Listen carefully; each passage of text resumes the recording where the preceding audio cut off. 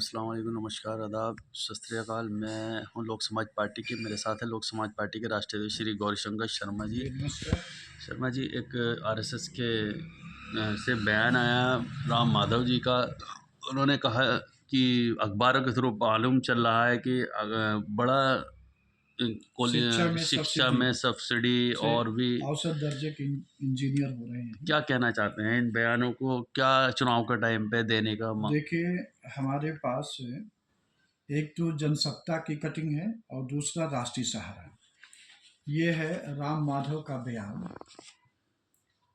इनके हिसाब से शिक्षा में सब्सिडी से दोयम दर्जे के इंजीनियर हो रहे हैं।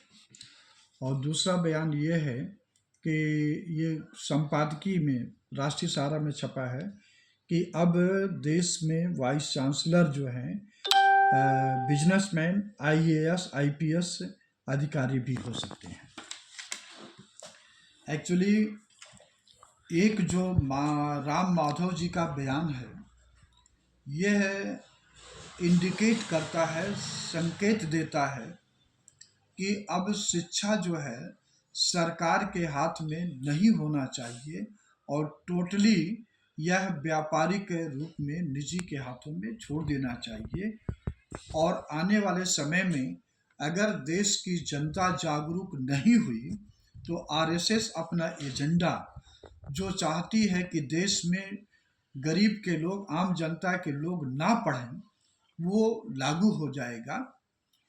उनके ये संकेत, जब कोई चीज़ लागू करना होता तो आरएसएस वाले किसी न किसी के माध्यम से, किसी किसी के नाम से वो बयान दिलवाते हैं। तो भविष्य में ऐसा होने की संभावना है। लेकिन लोक समाज पार्टी इस सिस्टम को जो राम माधव जी कह रहे हैं और आरएसएस के लोग करवाना चाहते हैं, प्रधानमंत्री जो प्रधान सेवक है, प्रधान चौकीदार के माध्यम से, वह होने नहीं दिया जाएगा।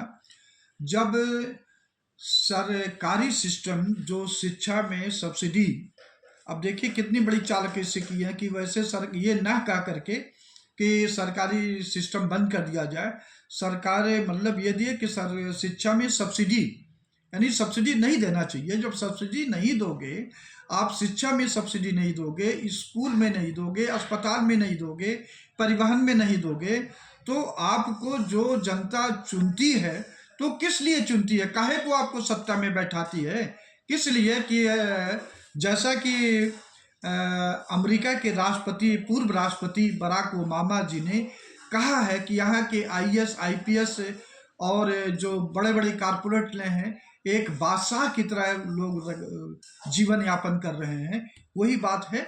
तो जब इस तरह का होगा, शिक्षा में सब्सिडी नहीं रहेगी। वैसे भी नरेंद्र मोदी शिक्षा में अपना कागज़ पे अपना टैक्स लगा दिए, जीएसटी लगाए हैं। तो ये चाहते हैं कि वो सब्सिडी है वो ख़त्म कर दिया जाए। सब्सिडी ख़त्म करनी मतलब सरकारी सिस्टम का बंद कर दिया जाए। लेकिन लोक समाज पार्टी ऐसा नहीं होने देगी। हर तरह से इसका विरोध करेगी। और ऐसे इनके कर्म से ही, ऐसे इनके आचरण से ही जनता में विद्रोह के उत्पन्न होने की संभावना जल्दी दिख रही है और ये ऐसा होगा निकट भविष्य में। दूसरा एक न्यूज है, न्यूज का बल्कि राष्ट्रीय सहारा के संपादकीय में आया है कि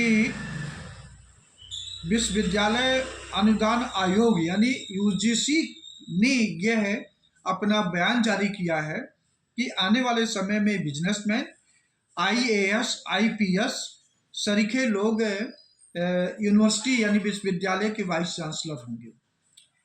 अब इसके माध्यम से आरएसएस चाहती है कि उनके जो समर्थक हैं, जो समर्थक आईएएस, आईपीएस लोग हैं, वो उनको रिटायर होने के बाद या रिटायर होने के करीब उनको पुनः जिम्मेदारी दे दी जाए, ताकि वो सामंतवादी एजेंडा, संविधान के खिलाफ मनुस्मृति का एजेंडा लागू कर सकें।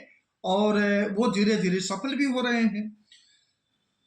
अब तक जो होता था कि यूनिवर्सिटी में किसी भी विभागाध्यक्ष, हेड ऑफ द डिपार्टमेंट, जो 10 साल 15 साल तक अपना प्रोफेसर रहा हो या रीडर सहित लेक्चरर सहित वो अपना रहा हो, उनके अनुभव के हिसाब से उनको वाइस चांसलर बनाया जाता था।